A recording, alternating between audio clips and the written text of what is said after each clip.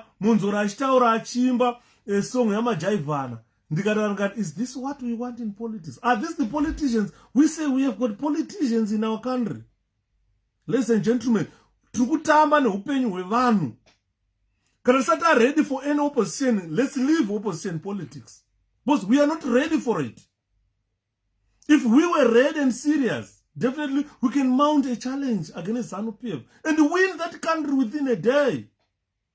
But ukanzwa vana Monzora vakuimba andobhuka kuita meeting na Emmerson Mnangagwa, an opposition leader.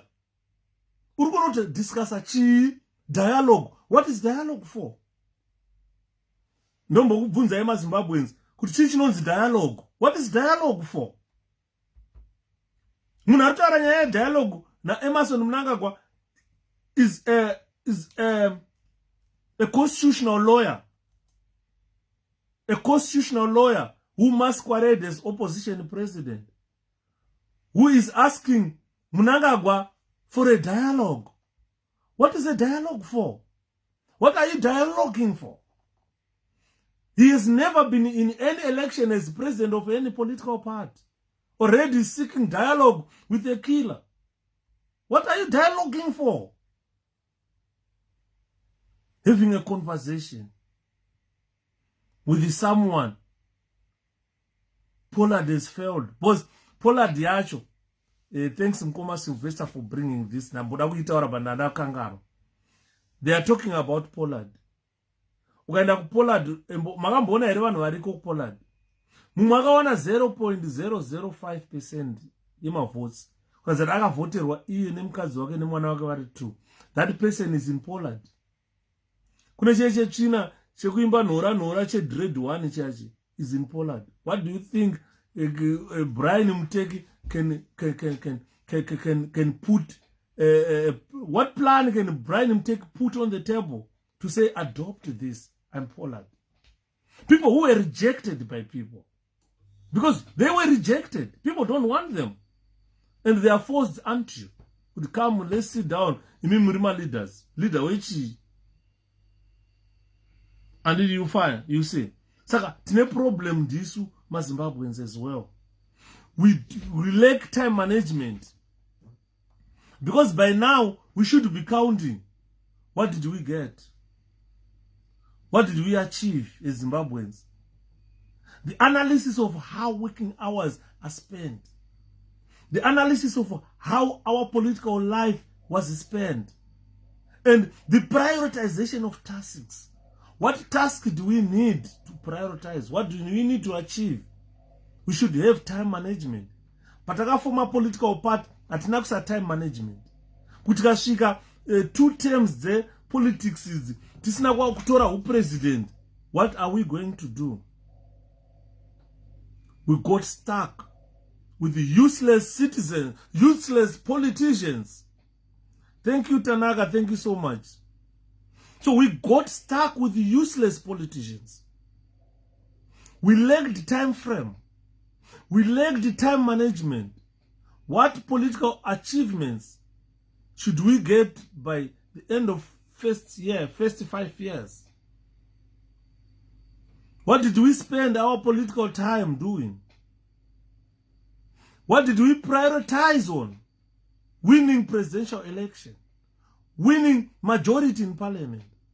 Because if we prioritize on winning majority in parliament, we can easily roam to victory. Once we garner the majority in parliament,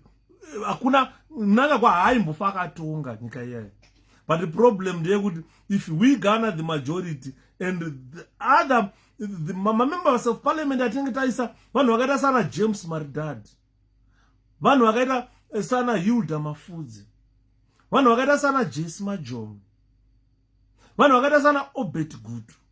No one will some parliament ivavo.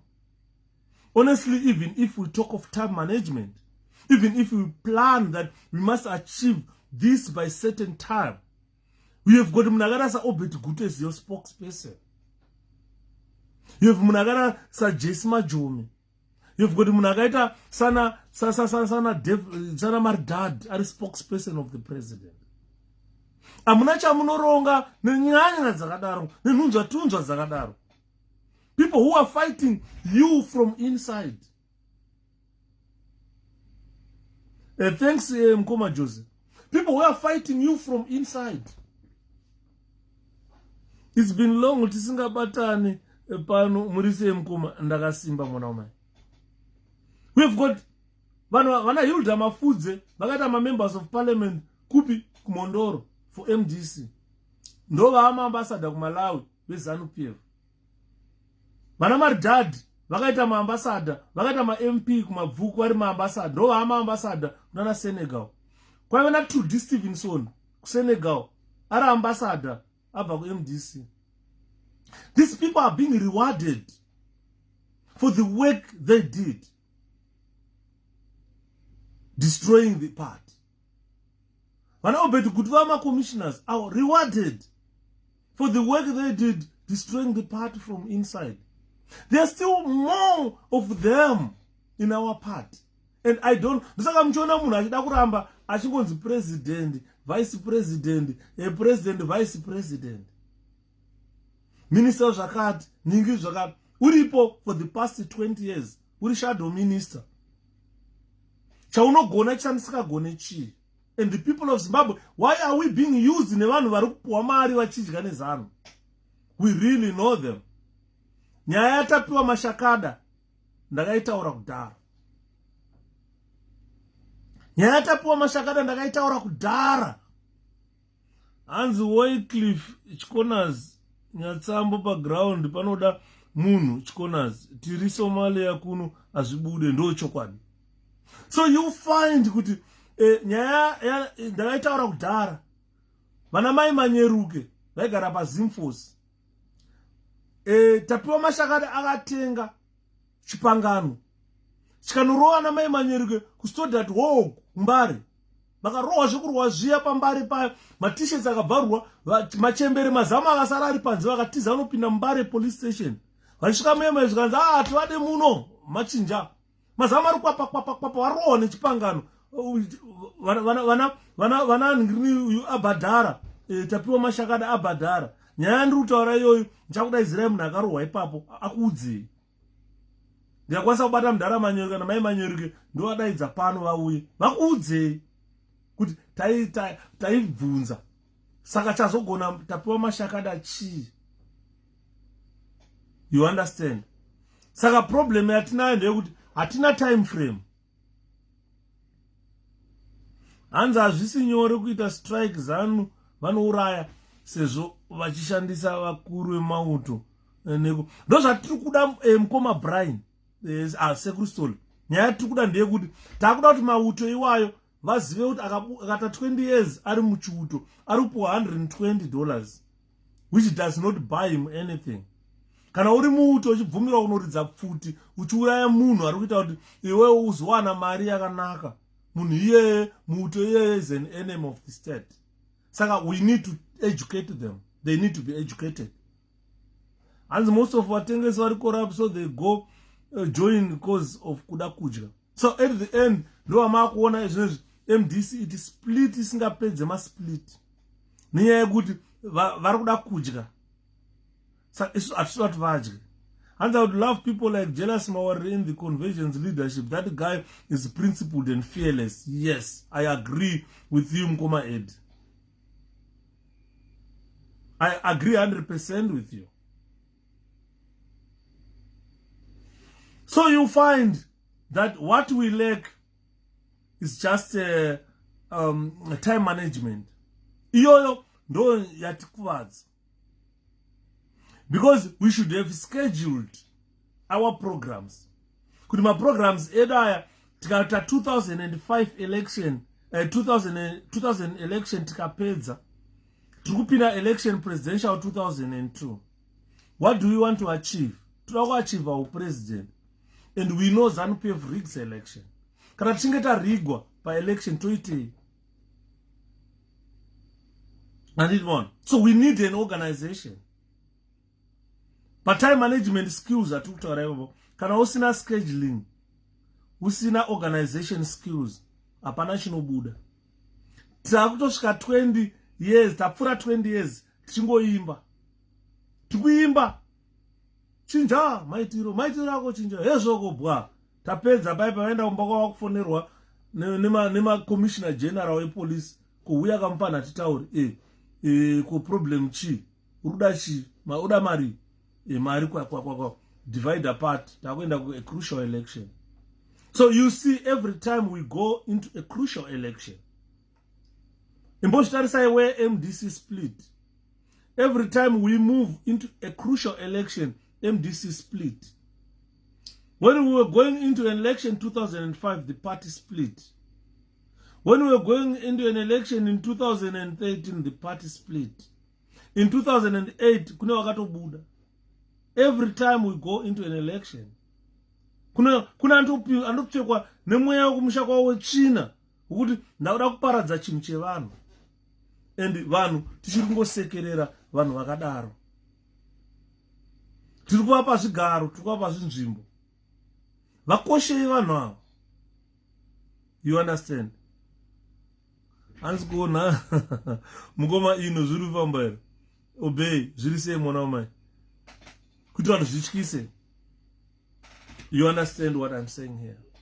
Quite a lot of things, ladies and gentlemen, that we are just watching when we destroy a political party. Kana taita organize zvatoda kuzoita. Why can't we implement our goals? Edo tikutaura zvekuti Zanu-PF unoza Zanu-PF kana ichitaura ndopanda kana izi language yanana kutaura yanga isingaiti. Andimona vanhu ava ma-stupid. Izvezvi vanoziva kuti Mnangagwa akarohwa 2018 election naChamisa. Adyiwa election naChamisa. Vari kuuya uchikuudza kuti 2023 is done. Musanyeperwa neZanu. Dai 2023 election vakaiwina kudhara, ingadai vasingaiti achieve, ingadai vasinga engage nekuvu, ingadai vasingafambi vachikambena vachitoda kuregister 5 million people. Those are blue lies. They really know. They really know the figure. Kuti Mnangagwa akarohwa nefigure yakaita sei pa 2018. So they are trying to vakave figure vachiregister vanhu. Musafe makanyeperwa. Kunza Zanu-PF yakawina 2023 election. Kunyepa ayo ndo manyepa. Dai yakawina kudhara 2023 election. Ingadai vasingacheme kuti kuda vanhu 5 million varegister kuvota. Because Mnangagwa haana kumbosvika kana a million votes. Haana. Akatsvairwa by far naChamisa. So they are trying to make sure they cover that figure. Vachitaura register 5 million votes. They really know. Mnangagwa did not get anything above 1 million. Never. They really know. They really understand it. And in Mruwana, Ziri says Kumbuzo. Hassan, Ziri Famba Remonoma. Ndakasimba. Saka nyaya tikutaura ndeyekuti Mnangagwa haana kumbowana kana a million votes haana. Ndosaka muri kunzwa Zanu-PF ichimhanya ichitaura kuti takuregister vanhu 5 million. Ndotoziva pa vanhu varipa hapana anomuvhotera, hapana anomuda. Avana kana kutombowina election ya 2023 zvari kutaura. That is false. Andi muri kunzwa iri bho mukoma pride. Saka dai Zanu-PF yakawina 2023 election, ingadai vakarelaxa vachitodya nyama, vachitorova mazino nematoothpick, vakagara mudzimba vachinwa madrinks. But they are not doing that. Vari kumhanya nesipo zvimaelangeni zvisipo zvinovava. Waiti ukageza nacho waita mapundo. Vari kumhanya nema2kg eshuga vachipa vanhu kumamisha kuti votere. Vari kumhanya ne2 liters emafuta, malita emafuta vachipa vanhu kumamisha tivotere. Dai vakawina kudhara vaimbomhanya nazvo. Nokuti kuzumba maramba pfungwe, maresults eko official results ekuzumba maramba pfungwe, idi yakarohwa. Muzumba idi yakarohwa. Saka you find kuti vada kuzama kukunyeperai kuti muruze hatu kuti saka tinovotere chi Zanu-PF yakawina kudhara election. Those are blue lies. Musambonyeperwe neZanu. Kwazvitere isusu veJoni tovotawo tiri kuno. Tiri kutraya, hakuna mutemo wacho mukoma innocent. Hakuna mutemo. Takambozvizama, ndakaingenja masolicitors kundiona kuti enforce diaspora vote vakaramba. Because hakuna mtemo wacho unowaita enforce, hakuna an outside court where we can appeal, hakuna. Saka utovhota kutodzokera kuenda kumusha. Exactly mukoma webi. Dai vakawina election ya 2023, malava vanomudii. Vanozviziva zvakaitika mukoma vatombo madi elections. Vanotozviziva kuti the way ED was defeated by Chamisa, perhaps no election yakadyiwa Zanu-PF by far. Saka they are doing all this lockdown kuda kulokera Chamisa out. They are doing all this kuda destroy Chamisa vachibhadhara naMonzora kuti huyai muite opposition, huyai muzoita zvakati. Hakuna vatsvangira nambona vachita meeting neZanu andina. Vachienda kudialogue. What is the dialogue for? What is he dialoguing for? Haana ma MP, haana ma councillors. Iye chai he was just appointed in parliament. Douglas Monzora haana kuvhotero. So I want to dialogue on whose behalf? Dialoguing for what? Anditi maona nyaya tiri kutaura. Saka toda kuti maZimbabweans muchenjere muzive kuti ZANU-PF kana ishe kwamuri 2023 elections are done zvati vanhu chinamasa 𝗲𝗘𝗏𝗍𝗂 chinamasa uri kurwara. Mazoona ED yakugadzirisa 𝗥𝗘𝗙𝗦𝗢𝗃 zvigulani zvidhara zvazvo. Ukatarisa chimwe chinonzani chichwenga chakaita mbumu maoko kuzvimba maoko kudai kuti chakapfeka magloves eboxing. Chiwenga akatodaiso maoko ndofuka ane magloves eboxing kuri kuzvimba maoko. Zvorwara zvidhara zviya zvikurwara. Zvimwe zvikurwara nekukura. Kuti dimension chikataura so 4 plus 10 40 handiti nhaika mototi motoombera maoko. Unonyatsokona kuti pfungwa hadzipo, munhu akaenda pfungwa hapana. Handiti maona. Saka musanyeperwa nevanhu vari kurwara kuti hanzi election 2023 is done. Never. It's not done. Ndosaka muri kuona vari kumhanya usiku nesikati vachitaura kuti vada kuregister 5 million voters. Because vari kuziva kuti ED akarwa nefiga yakaita sei. Vari kutaura wani maZanu vega vari kutaura kuti tikaenda kuelection naChamisa zvakadai tarohwa. Vari kuzviziva. Ndosaka muri kuona they are trying to buy vana Monzora, to try to buy vana Kupe titire zvakati. Zvidhara zviri kufamba nemabhegi eweight mumatrousers, zvakapfeka mapambas, zvakapfeka mabhegi eweight zviri kuzvidhotera zvidhara izvi. Zvakura. Andimona. Saka chatisina kuMDC it's time skills. Atina time management skills atina. By now we should have scheduled our things kubva 2000 kuti tikatadza kutora presidential election by 2005 takuchinja president. Tikatadza kutora because upresident weopposition hausi upresident wenyika kawo. Upresident wekuti iwo ndo watiri kufungidzira kuti une mapowers ekubatsira kumobilize nesimba rekuti tsvagira zvatinoda. Saka tinokuita president. Takuita president takuda kudhimanda zvatoda kushandisa tipewo. Kana usina, we don't see your relevance in the politics. Azina kuda nasi womi uni ukasha. Hausi ukasha womi. Takutaura chokwadi. Inini Mwari vakandisipea kusaurawa kunditaure chokwadi. Andina kutumwa kuzotaura manyepo. Mwari vakada kunditaure chokwadi kwamuri vanhu veZimbabwe. Muvhurike maziso muone. Chokwadi chinorwadza chandiri kutaura. Zvidhara zviri kurwara izvi. Uchiwenga wana kadaiso maoko ake nofuka akapfeka magloves eboxing. Haasi magloves aya kuzvimba kugwara. Kurwara kuya. Aifamba mudhara yakapechwa kana mukadzi wakanamiwa mabandage miromo yese. Vari kuputika vachifamba. Kurwara. Ukaona matrousers vamwe vaiti ndi 𝗧𝗥𝗙𝗨𝗡 kana hasi 𝗧𝗥𝗙𝗨𝗡. Zvigubhu zveweti zvavanenge vakatakura vachifamba vachingoweta pese because haichakontroleke. Kurwara.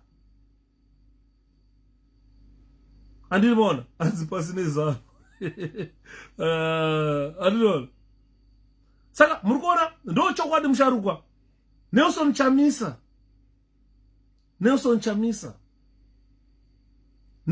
Ndala dzake chitatu. Nelson Chamisa is a new block in politics. He has been there. Ari mwana achikura. Vatsvangirai vakaona. 𝗧𝗥𝗙𝗨𝗡. Vatsvangirai vakaona. Vakaspota vakati kunyange ndikafa mwana uyu anofanira take over. Hanzi vana Welsh vakaudzwa vana Bita. Vakataurirwa kanzi kana ndaenda sarai naChamisa ndiye achakutungamirira. Saka vari kuziva ma wishes avatsvangirai. Andimona. Saka, we should, as MDC, we should be distinguishing between priority and non-priority things for us to get where we want to get. Let's not be contented by simply being the opposition in a country. We must be an opposition with the focus. What do we want in life? What do we want to achieve? We must set goals and schedule programs that we will achieve those goals. As long as you want to chinja, put on the bototiza to batorara, to ongora nema window. Atina jatukuita. We are totally doing nothing. Ndobono unataka kupesera ngotorwa last mainga hama tungamira madzokeri. They spent 8-10 years in prison for nothing. Takatarisa vakaenda takatarisa apana kana akamboita ruzha tubatsira vanawo. They were dragged kunokandwa kuchikurubi maximum with no crime committed at all, and not even one Zimbabwean akakwanisa kushauta. Mbuya Mtetwa vakafighta a war alone. Ndivana vabuda.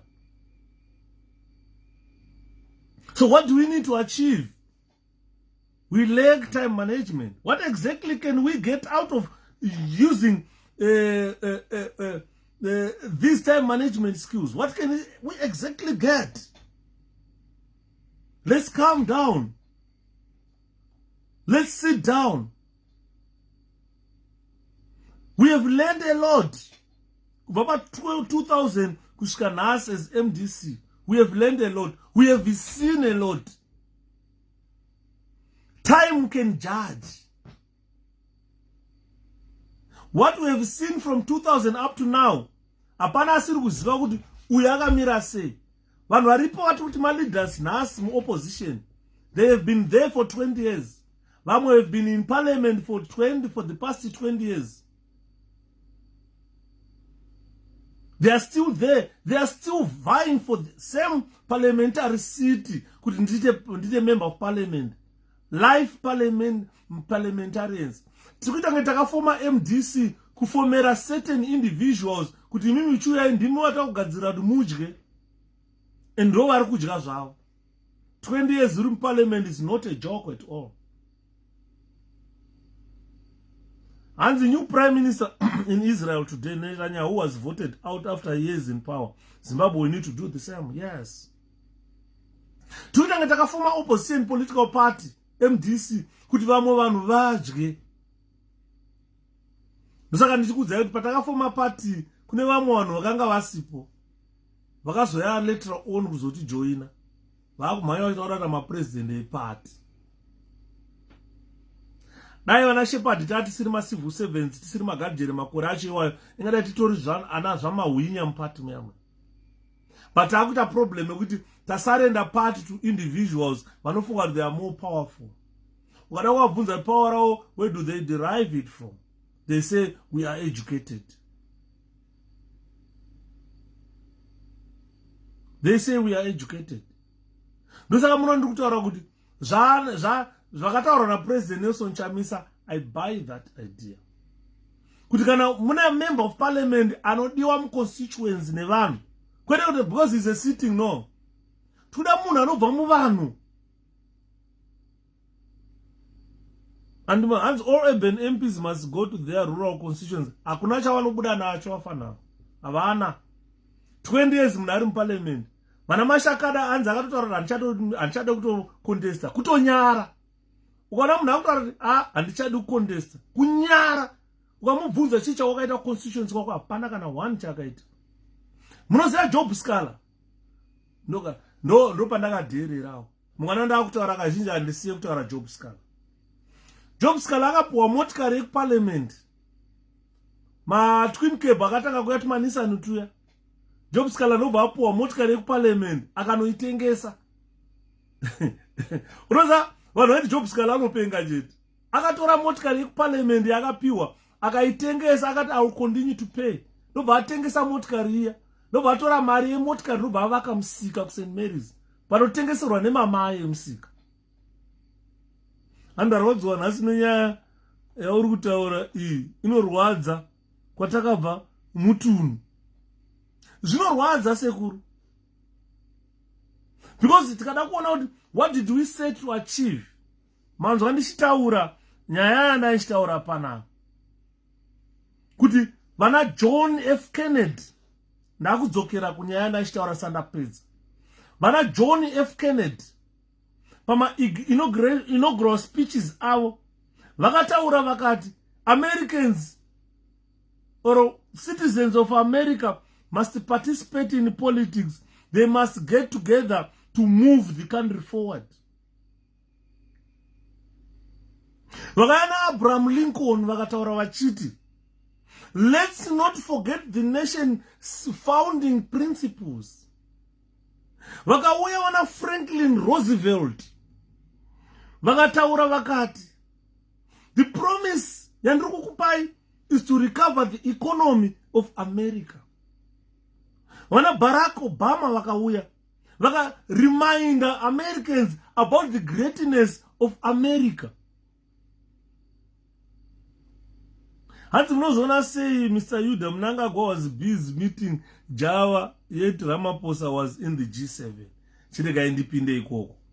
Vanhu ngavateerwe basing on their achievements in their community.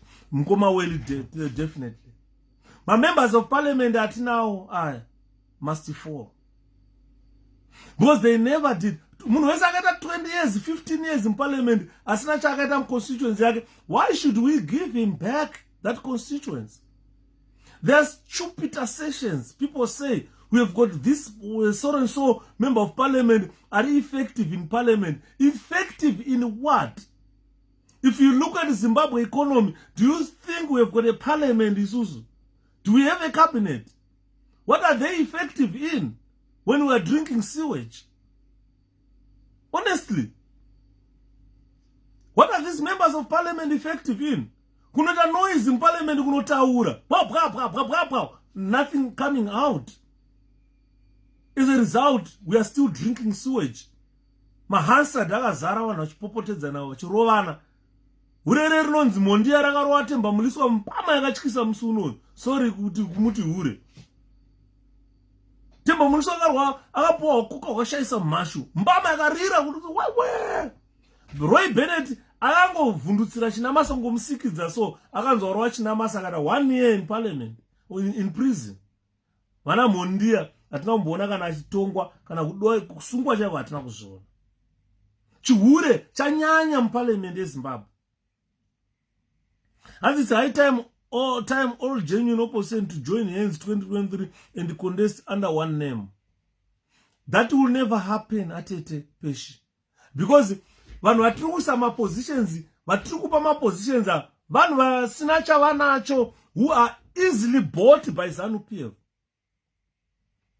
Ndikada kuona pakazofomwa party inonzi PDP. Mukanzwa kwakabva kuti pazofomwa party inonzi PDP kwayakabva, munorwadziwa. Handidi kunyeperai 𝗵𝗃𝗃𝗃. Mukaona kwakabva pakazofomwa party inonzi PDP, munorwadziwa imi. I think tendai biti realize it later kuti ndapushirwa kunonyudza nevanhu ava. And he went there unaware. Thank you Mkoma Carrington, thank you so much. Vana biti went to PDP, vanhu vachiti tendai wakadzidza stereki ndoda kuita president. But party yePDP, when it was launched, yakalaunchwa nana rinonzi ani zezi police commissioner general reare rinonzi Matanga. Vana Matanga were behind formation yePDP, kusplita, kubvisa vana biti, kubvisa vanani kuna Tsvangirai. I think tendai biti realized later kundanyudzwa pano. Bozi vanhu vakamunyudza ndo vanhu vakamuti yo tokuita president. Ndara Tsvangirai haana kudzidza. Vana Lucia Matibenga dhiri randikutaura vanoriziva here. Vachibhadharwa mari nana Godwin Matanga. Ndo chimunhu chakaita kuti MDC split 2013. But good kuti vana biti realized later kuti tanyudzwa because vakashandisa biti kumuita sepawn kumuisa pafront kuti biti iwewe ndiwoda kuita president. Vanhu vakuti biti afoma part. Andiri muri kuona. Ukada kuona split ya 2005 yakazoenda vana Welsh, vana 𝗵𝗘𝗙𝗦𝗧𝗏, vana uyu mudhara inzani uyu, vana 𝗵𝗘𝗡𝗦𝗧𝗏, vana rainzani zimwe zidhara rimwe riya, vana Gibson Swana. Ukaona kuenda kwavakaita madhara aya kutadza kunzwisisana. Tsvangirai vakavataurira vakati politics dzamuri kuita hadziite. Imimi makatoelectwawo nevanhu. Saka you must go back to the people munobvunza kuti vanhu vari kuda chii, zviri kudiwa nevanhu toita izvozvo. Vakati tsvangirai hana kudzidza anopenga. Tsvangirai hana kudzidza anopenga. Tsvangirai akauya. You still remember guys, patakasungwa chinzanzi tonderai ndira vana 𝗕𝗲𝗿𝗀 vari waTrudy Stevenson tikasungwa.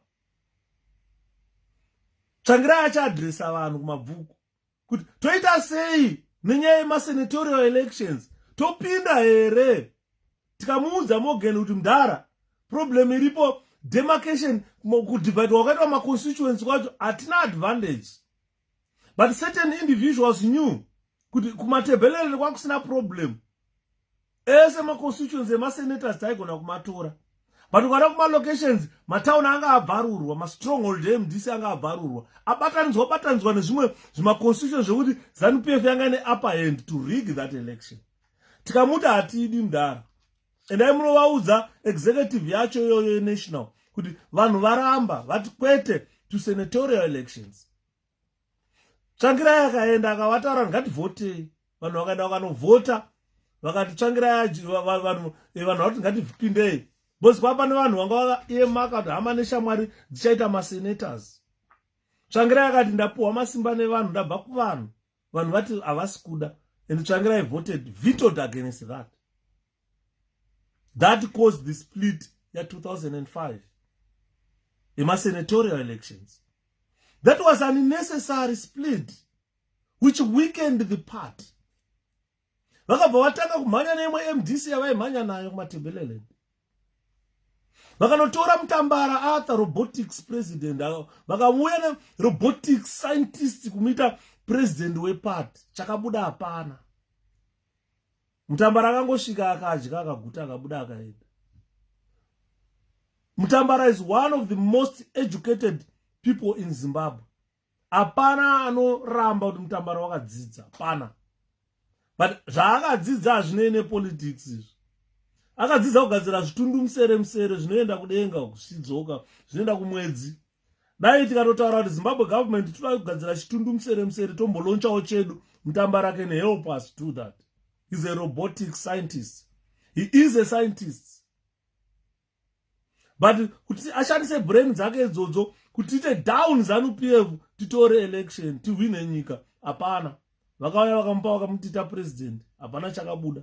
Akaita prime minister wenyika, deputy prime minister akatenderera pasi rese, hapana chakabuda.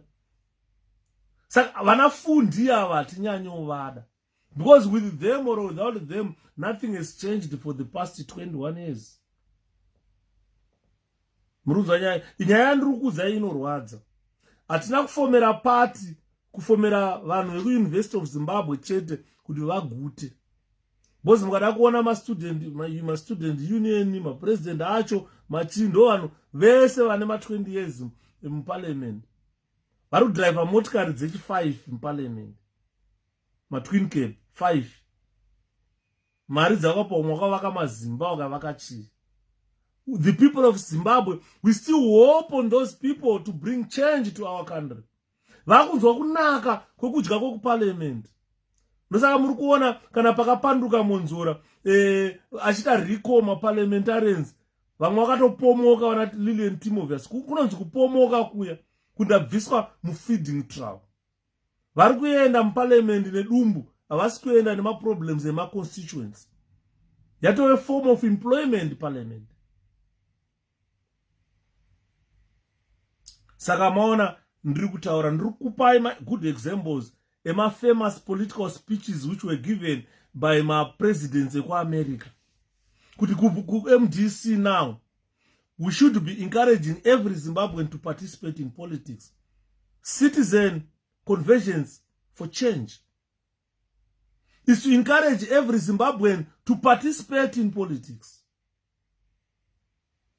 We are encouraging Zimbabweans about the Zimbabwe or the nation's founding principles. Ndosaka muri kunzwa zvinzi MDC ndo yakasara ine founding principles ehondo. Kuti zvii zvaifanirwa kuitwa pakapera hondo. Ava vakatanga kuba kuluta kuita sei and vakabva vakanganwa founding principles echimurenga cheZimbabwe. Saka muri kuona chimurenga cheZimbabwe tichitaura kuti hachina kupera. Hachina kupera chimurenga. We still need chimurenga to go ahead. People should understand that Zimbabwe is a country that is in trouble, which you need to recover. Ndopa unoona president wenyu wenyika yeZimbabwe wamakavhotera imimi, kana muri makavhotera ED. Achita hang around nevanhu vakaita sana 𝗏𝗏𝗏𝗏. Vana serial vakuda hang around nana Boris Johnson, who are running the most successful economy in the world. Mnangagwa anonwa tea na 𝗏𝗏𝗏𝗏. Pane policy ipi inobuda kana help inobuda kupi. Cyril Ramaphosa arinwa tea na Biden anotungamirira 52 nations.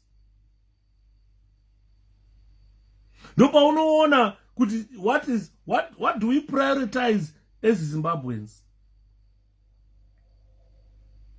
We must understand here. As Blazida, you should be a movie, a writer. You clarify to detail. It's brilliant. Thank you so much. Listening to is very informative. Thank you, Musharukwa. So what we are saying here, ladies and gentlemen, is we have got a president who hangs around with the rubbish, with the useless people. Vanatwabani, vana magaya. Ukavabvunza kuti ndinotaura ina Mwari ndege yakaenda kupi kuMalaysia. Havana idea. Mwari wavo ndeupa asingaoni kwakaenda ndege. Kana ari Mwari akasika nyika ino. Andazoziva ndege yakarasika ikaenda apa. Kushaka one profita the whole world. Antaura naMwari kuti ndege iri pakati ndai munotora. Vana TB Joshua vakanyepa zvikanzi kune kwayakamhara ichadzoka. Atosvika pakufa ndege isina kudzoka. Saka munenge muchibirwa mari, you are being conned nemambavha aya. You are being conned. Unoona munanga gwanda hang around na 𝗏𝗏𝗏𝗏 anokuudza kuti andishandise condom. He brags about throwing away a condom, whilst people are perishing from HIV and AIDS on daily basis. Anakaita kuti andishandise condom. Tsvibidi ndapinda muZambia ndabhena mabondi ndatora $US. Chimbavha chinenge chingotaurwa every time and then. And you see the whole president walking nemunhu akadaro, vachinwa tea nemunhu akadaro. Dignity of the office of presidents apachina. And Zanu PF was what fair such rubbish. Vazhinji vacho ndaitaurira mafana ana wenje vayo. Ndikati muri kungoti pfe vana wenje. Chii chamunacho? Vana chebudu vari kubva kuMDC vachiuya kuZanu vasvika chipuhwa imba, motikari nemari dzekudya. Iwo hauna kana imba. Ukanofamba nekafani kago, kamotikari kanenge toilet yepamusika. Kanenge chemba, famba nemotikari inenge chemba. Yekuti unodrive motikari wakapfeka helmet. Anytime unogona kungorovera pamuti. It's so pathetic. Mune mazanu, vagara vari mazanu, chavanacho icho hapana. Hapana. Vari pfe kuti pfe 𝗏𝗏𝗏𝗏𝗏. Is this so painful? We've got useless people as presidents, very useless. Hanzi rovambawa kuti munhu aponeswe kutsemurwa zenya kuenda kucheche kunorohwa magumba zenya. Mbama dziri hanzi rova indokudzorere. and aundoonekwa fundo kudzorera. We are gambling with our lives. Zimbabweans are just gambling with our lives. And everyone, and these people have got no idea. They're just buying time. Hapana chinozikanwa paya. Unoziva kuti ndakataura umwe ndikadai takatanga tina ED takazopeserana Mugabe. People would say, at least tane munhu anoziva zvaanoita. Vakuru vai havana kana idea. Yes, totally has got no idea. Inini undiprofita indiro yembama ndokudzorera. Kana riri dhimoni racho iroro ngere kwa Yudha rinokukuvadza. Tine madhimoni makuru isusu unokwara. Unokwara unotaura chokwadi. Kundoya kuchechi kwako wondiprofita zvekuti roambama semurambama. Dhimoni rekwa Yudha rikakugara unobuda ndufe. Unobuda ndufe ndokudzorera. Andi muri kunzwa nyaya yati kutaura. Hakuna Mwari akadaro. Musada kutamba nesu. Andi muri nyaya yati kutaura. Ezvo Munzora hanzorewa mhunga yakasvika.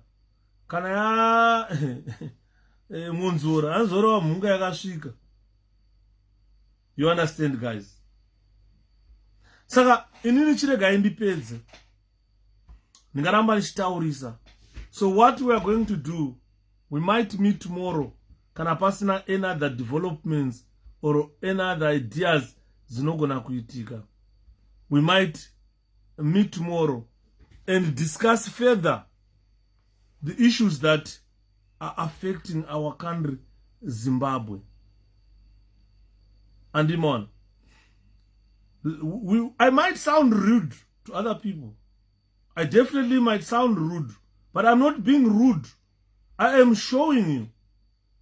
Kuti maZimbabweans tavata nezamukano. Tikumirira vanhu varikutamba njuga neupenyu hwedu. Turikutsvaga vanhu vatiri kuisa mumapositions vari kutsvaga mari vari kutamba njuga nelife yedu. Kutamba njuga neupenyu hwenyika. Izvo zvitaura kwatikuita nyika yaakunwa sewage. Vanhu vachitamba njuga neupenyu hwedu. Takufanirwa kumisa njuga. Takufanirwa kuve serious about our lives. Teacher aripo $120 on retirement after serving 18 years. Mugadhijera ari kubuda aripo $900. Ndine shamwari akapuwa $900 aseva 20 years.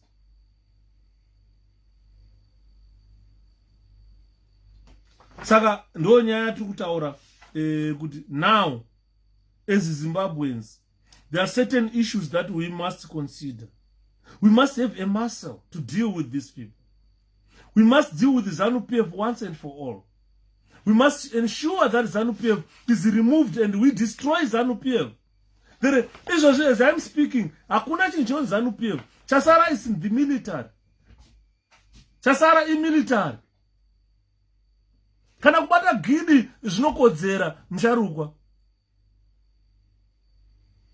Thank you, Stokozi. Kana kubata gidi zvinokodzera muZimbabwe. Because ivo vakasvika patasvika. Ian Smith achita nharo dzavari kuita idzi. Vakaona kuti zvakanaka zviri nani kubata gidi. Ndakataurira mumwe munhu ndikati ku-MDC tine vanhu vari connected outside. But havana kana effort yavari kuisa yekuti kutaura kuti honai zvazvaita izvi. Tazama izvi. Tazama izvo. Tazama izvo. They've got no strategies. It's high time Zimbabweans kana kuri kunzi kubata gidi tobata gidi. Bozi kutaurirana kwaramba. Atingati hanzi naDouglas Ngonzora ndiye leader weMDCT chaakamhanyira kudialogue. What are you dialoguing for? When people are being butchered by ZANU-PF. Zimbabweans are being killed on daily basis. You are talking of dialogue. Who are you? What's dialogue for? ZANU-PF does not need dialogue. ZANU-PF does not need to engage a NICUV for an election. ZANU-PF, it needs to reform. zviri kunzi reformai chete. Ndakataura nezuro ndikati mari yeZimbabwe iri muno muBritain hamuipedze kuidya. Just reform and see. Just reform and see. Even Zanu-PF, if it reforms, mari inopinda muZimbabwe. But havasi kuda kuti mari ipinde kuti vanhu vave ne good life. Look at what happened in Rwanda. Rwanda is reformed from being a genocidal country to a modern world. Zanu-PF kunzi reform haisi kuda. Isusu tofira Zanu-PF kuti kuramba kureforma. Toramba takatarisa tichadza kutora action. Come on, come on, come on Zimbabweans. It's time we should tell them off. Because nyika haisi yavo. No chokwadi chocho. Vanhu, they are willing kubata gidi. And it's not a secret. It's not a secret that Zimbabweans are itching for war as I'm speaking. Zimbabweans are saying, let's have a civil war. Let's have a civil unrest. Because avari kuramba. Vari kukuraya. Saka maZimbabweans wese vandokutaura naye wese ataura kuti ndaraenda ready. Vanhu vari connected outside. Tikuvataurira kuti alright, chitiudzai kwekuenda. Imimi musaenda, regai tiende isusu vana shepa tonotaura nawo zvirungu. Kuti tikukumbirawo mapadza ekusakurisa, topuwa mapadza toenda tonosakura nyika yedu. Chirikuda kubviswa munyika medu huchani kuti chibage chikure. Saka tiri kuvataurira vanambwa vamwe vatiri kufamba navavo kuti ndimi munotaura nevanhu, ndimi vatakapa zvigaro, ndimi munozikanwa. Ndimi munotaura nevanhu vane mapadza every day. Kana maona kuti mosvika kudimburwa musoro, tumai sakazvipira kufa. Takazvipira kudimburwa musoro. Toenda tonotaura nevane magejo. Toenda tonotaura nevane mapadza. Kuti tikukumbirawo mapadza ekuti tonosakura nyika. Nyika yedu yazara huswa. Chibaga hachisi kukura. Tikarega kusakura tichakupera kufa nenzara. Tachikumbira tisakure, tise fertilizer, chibaga chikure tikowe. Kuti munhu wese tipinde kumaguta. Nekuti huswa ndo hwakudya kudya kwembesa. Huswa chete ndo huri kuflorisha munyika. Saka tiri kuvataurira kuti ndimi muri connected, havasi kuda. Ndakamboudza mumwe munhu panapa wandakaudza, iye ndakatozoti ndakasvika pamuti musatanyoko, ndagumbuka. Handiwanzotuka munhu. Ndakasvika pamuti musatanyoko ndagumbuka. Ndikamutaura kuti right, maunganidza tiupfumi twamunatwo. Vanhu 20 years munhu ari mupolitics. Ane tuimba, ane tumari, tumashopu, ane kahupfumi. Because takakuemploya ndisi tichikuita member of parliament. Uchidevelopa iwe wega. Takudevelopa iwe wega. Takutaura kuti guys, mastrategies ese mapedza, hapasina chatirikuona chamuri kutiitira. Takukumbira isusu wana Yuda kuti takuda kuti tisakure nyika. Unozwa nyaya unotiurayisa. Kwakutaura nyaya tinopera kufa. Tinopera kufira muchikurubi. Tinosungwa tunoenda kumajeri. Vari kumajeri imbwa here dziri kuchikurubi. Vana last vakapedza 20 years imbwa here idzi. Imbwa here vana last vakapedza 8 years mujeri. Hanzi musoro tiri kuona nazo. Imbwa here majeri kuzere, kuchikurubi kuzere. Hapana majeri emuZimbabwe azere vanhu. Hadzisi imbwa, vanhu varimo. Iwo kana taita munyama ukuti takusakura nyika. Takusakura nyika yedu, iwo ukabatwa waitawo munyama. Kana ukanodimburwa musoro tichakurangarira. Tine magamba atiri kurangarira zuva ranhasi vanandira. Vakadimburwa musoro vasina mhaka dzavakapara. Zviri nandidimburwa musoro ndapara mhosva. Pane kudimburwa musoro ndisina mhaka yandakapara. Pane munhu wandakataura kanzi iwo wakasaina oath. Ndikati yes, I signed the oath to save the government. I never signed the oath to save a political party. Saka zvandaitiswa inini ndezvepolitical party asi zvegovernment. Handina chegovernment chandakaburitsa pachena. Ndakaburitsa zvinoitwa nepolitical party inonzi Zanu-PF.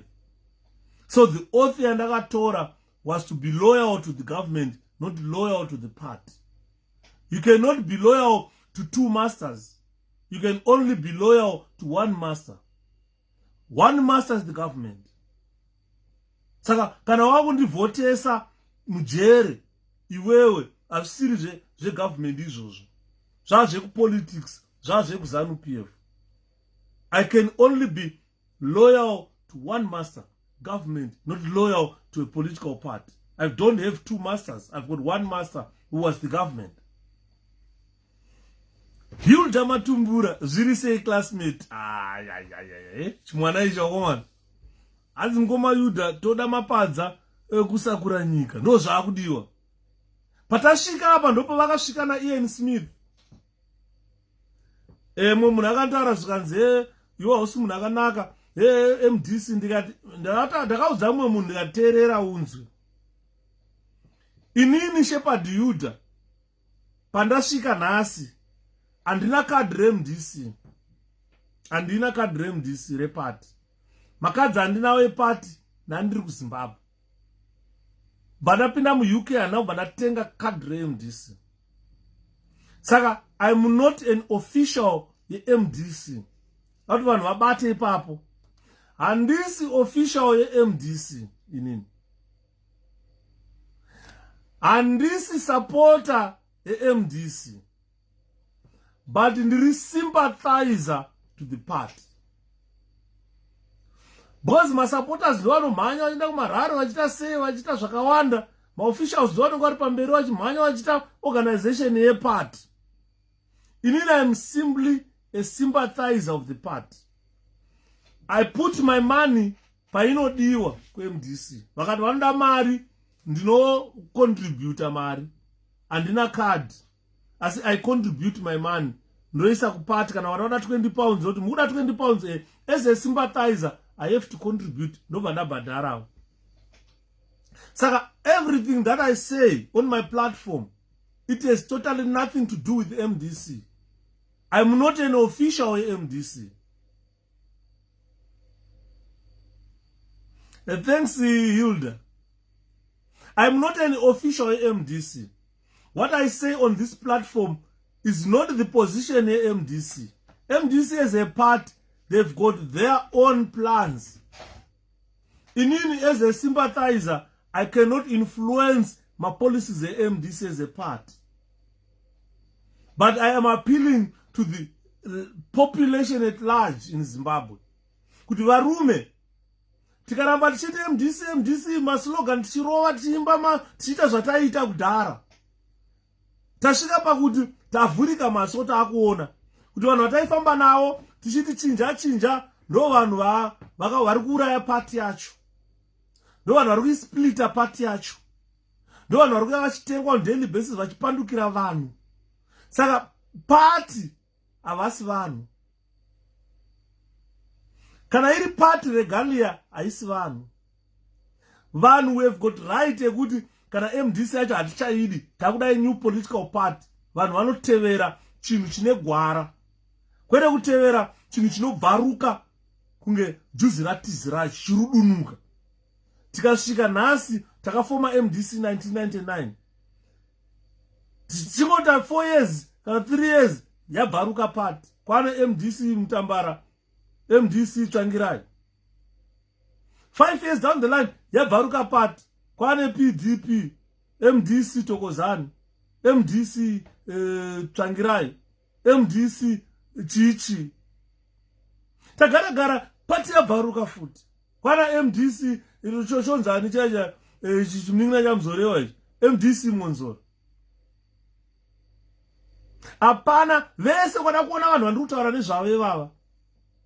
Hapana ari kubvuma kuti alright ini ndakakundikana 20 years dzandakapinda mupolitics. Regai ndimboita set aside pabude new blood to run this party. Hapana vari kuramba. But they are clinging on to it. Kana vanhu vasichavadi vakufoma tumwe political party tusinganzwisisike. Kutaura kwatiri kuita MDC haina direction. MDC 𝗀𝗥𝗪 haina direction. Haina direction at all. Pakatomboya MDC Alliance takatomboisa kutura mafemo at least vanhu vanenge vavhurika pfungwa. But mamune nhubu dzakadzirimo dziri kutsvaga kudya.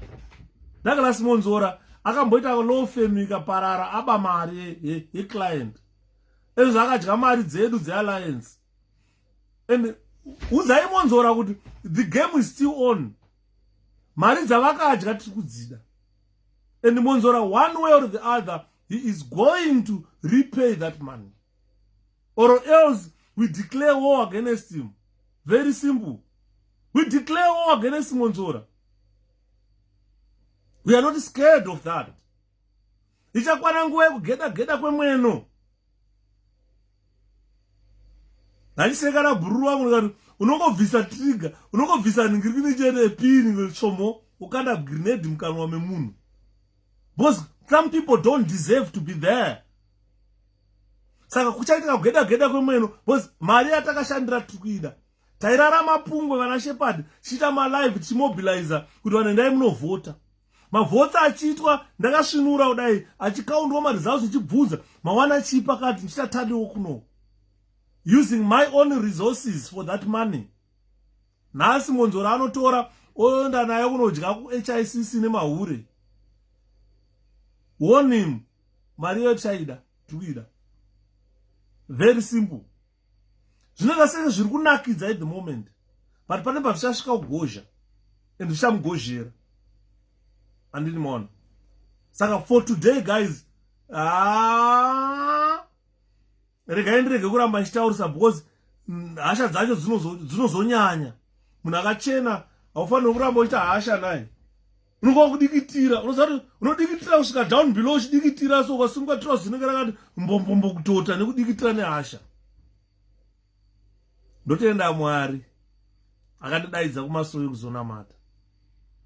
Dai pasina Mwari ndakadogara ndichiudza mukadzi wangu kuti ndakasvika mumwe pfungwa imwe uza ndakasvika pane mumwe mweya wokuti ndikatora pfuti yangu ndikatora 2 fully charged magazines ndikaenda pastate house paipa mugaba achibuda paipa kana panenge achiadresa vanhu paipa ndongosvika ndongomwaya nyere pastage ndouraya mbiti dzese dziripo ndourayiwa zvangu ndoenda.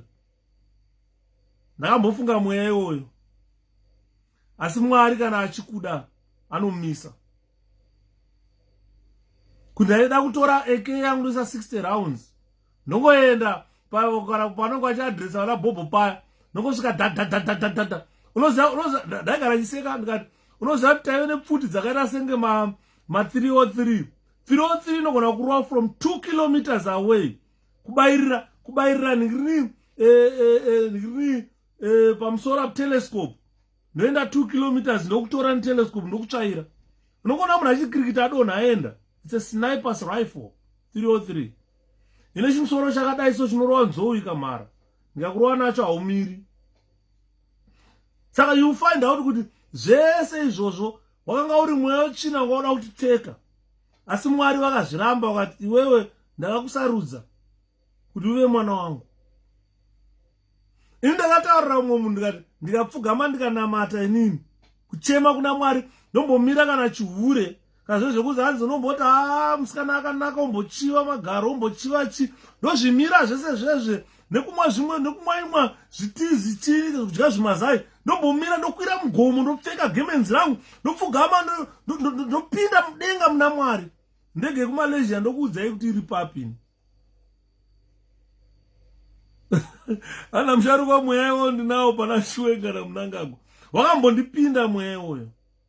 Madays aka 2008 pauraiwa vana Tonde, pauraiwa Mudharambwanda, pauraiwa vana Joshu, pauraiwa vana Chigubhu vakapfurwa, pauraiwa vanhu vakawanda 2008. Ndakasvika pakuti this is the end of me. Hanzi Mudharambwa mukati hamuna kora short Lu masettings eZoom. Mazwano, thanks for the program. Goma, register to vote. Thank you, Nash. Ndakambopindwa nemweya wokuti bhera nditore kana iri brain gun chaiyo. Unosvika uimaunda mugomo. With a belt of 50 rounds lying low, ready, cock. Yokutaka dadadadadadadadadadadadadada. Uchiona kuti rawa iro, raenda iro, rawa iro. Mweya wakambondibata iwoyo.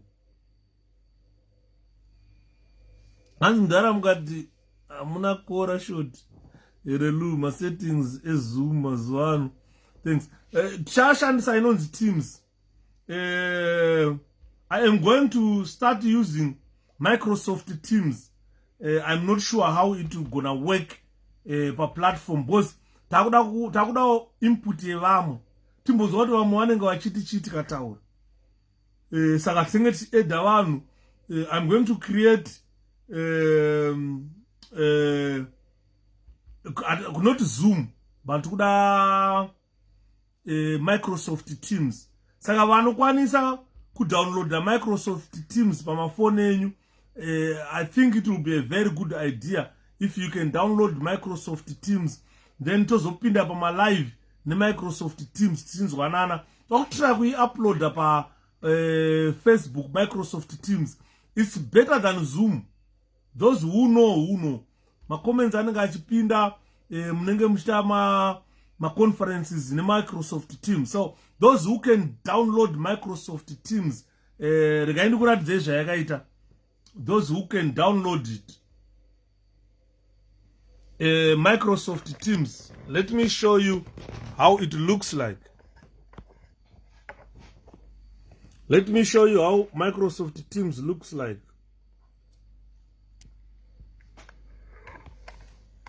This one. Yagan's Microsoft Teams. Those who can download this Microsoft Teams, imbo download dai. Iri bo manje ishi. Saka yangu ini ndoishandisa kuchikoro. Pane ma messages amunozoona. I'm sorry to wanaone ma messages ari panapa. Saka yangu ini ndiye chikoro, ine chat and so forth. Saka ine ma messages ainawo but ndizve chikoro izvi.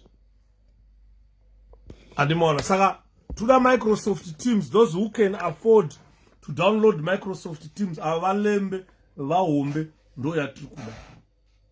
Saka guys, for tonight, let's call it quits. I know kuti kune vamwe vanhu vari kutofuma azotaura zvakati, ini ndati civil unrest in Zimbabwe, I support it. Ini ndati I support civil war in Zimbabwe to get rid of Zanu-PF. I support that. Anyone who comes to me, any party that want to form, if you don't have a military wing to fight Zanu-PF, don't waste your time to come and say, join me. I need a political party that has got a military wing, not only political wing, that is going to fight Zanu-PF. I am behind any war against Zanu-PF. I don't mince my words.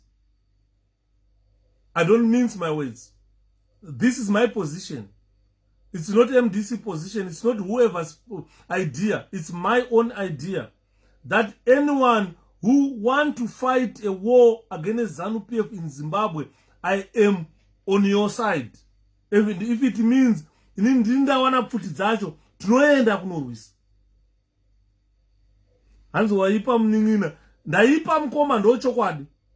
Ndaipa, I'm sick and tired of following my politicians vasiri kuda kuti titore nyika. Vanhu vaita mari vapfuma. Tichingomhanya navo tichisapota vamwe vanhu vachita mari vapfuma. Saka inini ndiri kutaura kuti kune vamwe vanhu vasichade kana zvokuti pinde kudemonstrata chaiko havadi.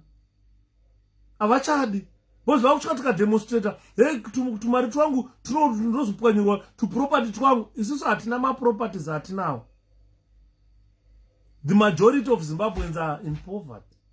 So what they want is to get rid of Zanu-PF now by any means necessary. Saka muna nchitaura kuti ingava kunzi takupinda kana civil war, civil unrest, anything that can dislodge killers, that can dislodge terrorist government.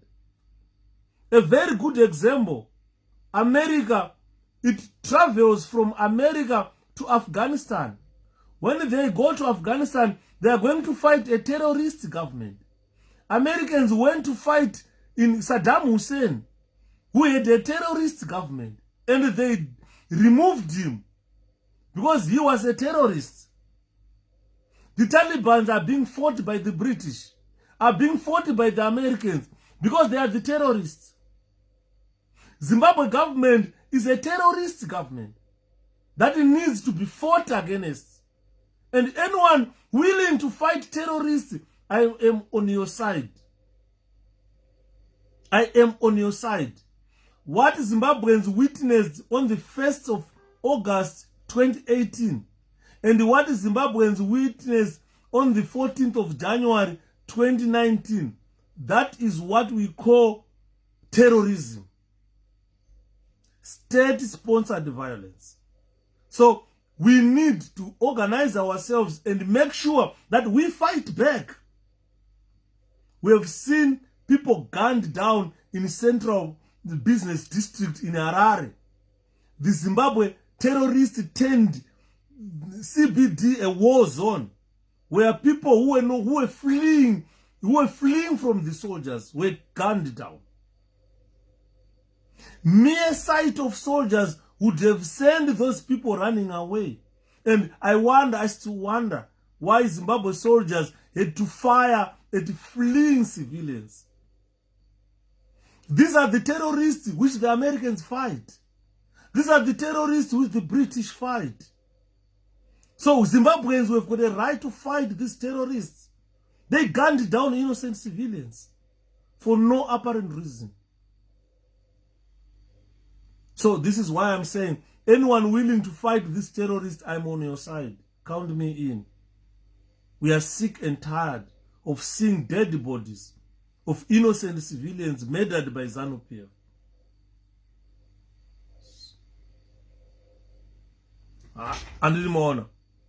So this is why we are saying, as Zimbabweans, it's time to stop terrorism in our country.